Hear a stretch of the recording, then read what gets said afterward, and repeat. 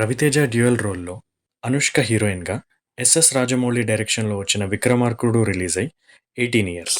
సరదాగా సాగిపోయే Attili Sattibabu, sincere and powerful police officer Vikram Rathod క్యారెక్టర్స్‌లో రవితేజ నటన హైలైట్‌గా, ఎంఎం కీరవాణి గారు అందించిన సాంగ్స్ అండ్ ఎక్సలెంట్ బ్యాక్‌గ్రౌండ్ మ్యూజిక్‌తో, విజయేంద్ర ప్రసాద్ గారు రాసిన కథతో రాజమౌళి డైరెక్ట్ చేసిన ఈ సినిమా 2006లో కమర్షియల్‌గా మంచి విజయాన్ని సాధించింది.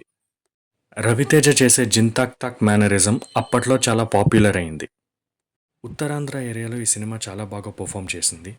వైజాగ్, విజయనగరం, శ్రీకాకుళం ఈ 3 డిస్ట్రిక్ట్‌లు ఉత్తరాంధ్ర కిందికి వస్తాయి.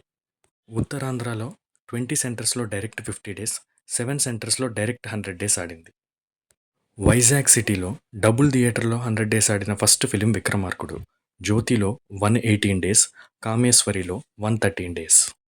Uttarandhra full run share around 2.30 crore.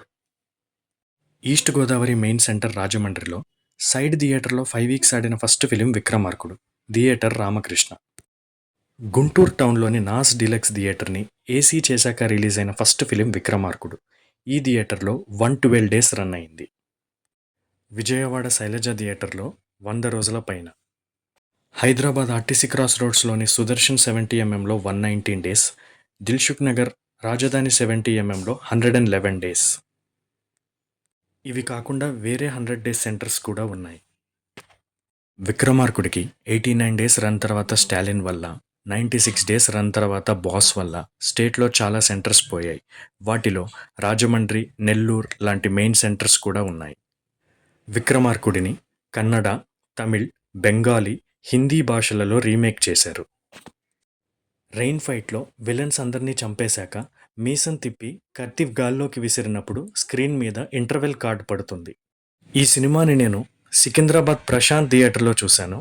ప్రశాంత్లో నేను చూసిన ఫస్ట్ ఫిలిం 'విక్రమార్కుడు'.